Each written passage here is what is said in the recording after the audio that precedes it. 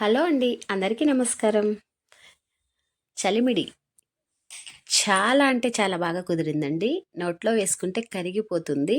అంత అద్భుతంగా కుదిరిందన్నమాట. చలిమిడి ముద్దలు చేస్తున్నాము. శ్రీకాళహస్తిలో శ్రీ జ్ఞానప్రసూన అమ్మవారికి సారె జరపడం ప్రతి సంవత్సరం మాఘమాసంలో శ్రీ భ్రమరాంబిక సేవా సమితి ఆధ్వర్యంలో అమ్మవారికి సారె జరుపుతాము. ఆ విధంగా 25 కేజీలు బియ్యంతో చలిమిడి చేస్తున్నాము. ఈ వీడియో ఒక స్పెషల్ వీడియో అనే చెప్పాలండి. 25 కేజీల బియ్యం చలిమిడికి ఏమేం కావాలి ఏంటి అన్నది ఈ వీడియోలో చూసేద్దామండి. వీడియోనైతే ఎక్కడ స్కిప్ చేయకుండా చూడండి. ఏం చేస్తున్నారు? శ్రీకాళహస్తి అమ్మవారికి జ్ఞానప్రసూనాంబ అమ్మవారికి చలిమిడి సారీ కొబ్బరి ప్రస్తుతానికి కొబ్బరి ఎక్కిస్తున్నాము. ఎండు కొబ్బరిని సన్నగా ముక్కలు తరిగి నేతిలో వేయించి దోరగా వేయించి పక్కన పెట్టాము. ఎండు కొబ్బరి స్టవ్ మీద ఉన్నప్పుడే ఎక్కువగా వేగకూడదు. అలా వేగినట్లయితే దించిన తర్వాత ఆ వేడికి మాడిపోయినట్లు ఉంటాయి. అందువల్ల దోరగా వేగిన తర్వాత పక్కన పెట్టేసుకోవాలి. జీడిపప్పు కూడా అదే విధంగా దోరగా వేగిన తర్వాత పక్కన పెట్టేసుకోవాలి. అప్పుడు ఆ వేడికి సరిపోతుందన్నమాట.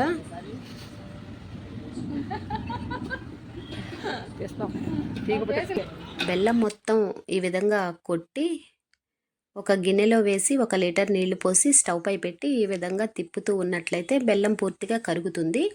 అలా కరిగిన బెల్లం పాకాన్ని ఈ విధంగా ఒక స్ట్రైనర్ సహాయంతో వడకట్టాలి. వడకట్టినట్లయితే బెల్లంలో ఉన్న అడుగున పీచు చిన్న చిన్న పుల్లలు ఉంటూ ఉంటాయి. ఆ విధంగా అవన్నీ వచ్చేస్తాయి. మనకి బెల్లం పాకం నీట్గా ఉంటుంది. అప్పుడు ఈ పాకం గిన్నెని మరలా స్టవ్ పై పెట్టి తిప్పుతూనే ఉండాలి. మేమైతే ఒకళ్ళం మార్చి ఒకళ్ళని తిప్పుతూనే ఉన్నాము. ఆ విధంగా తిప్పినట్లయితే అడుగు అంటకుండా ఉంటుందన్నమాట. ఈ విధంగా చక్కగా ఉడుకుతుంది పాకం. అడుగు అంటకుండా ఒకళ్ళం మార్చి ఒకళ్ళం తిప్పుతున్నాము. అయితే పాకం రావటానికి చాలా టైమే పట్టింది.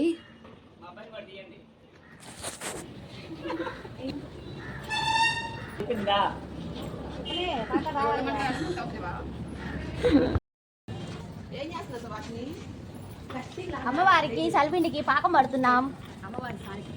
సారీ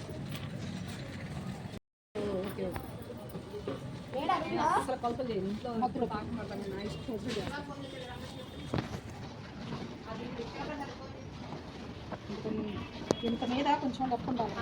అదే అసలు ఇంకా కాలే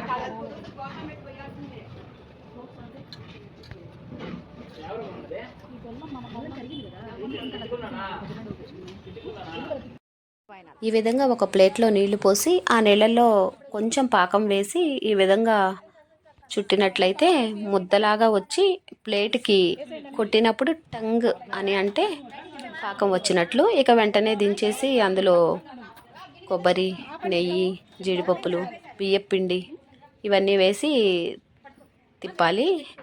25 కేజీలు చలిమిడి కాబట్టి తిప్పడానికి మగపిల్లలు ఉన్నారు. ఇంకా చాలా ఈజీగా అయిపోయింది. అందువల్ల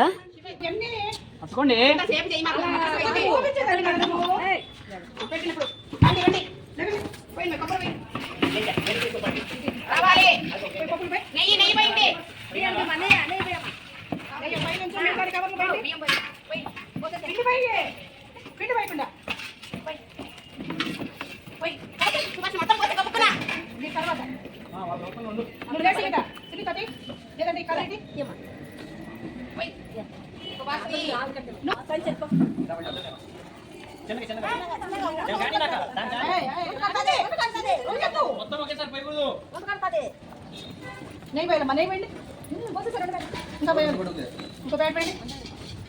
ఇప్పుడు రండి ఇట్లా మొగండి.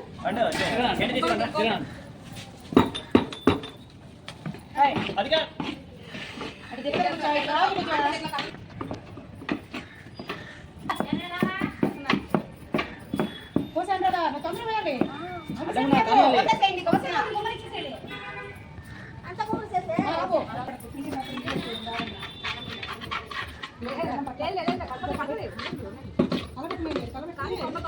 చలిమిడి పూర్తిగా తయారైందండి.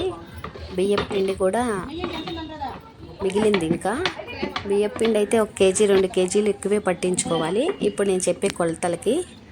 అలా అయితే పిండి మిగిలిన ఇబ్బంది ఉండదన్నమాట. 25 కేజీలకి చలిమిడికి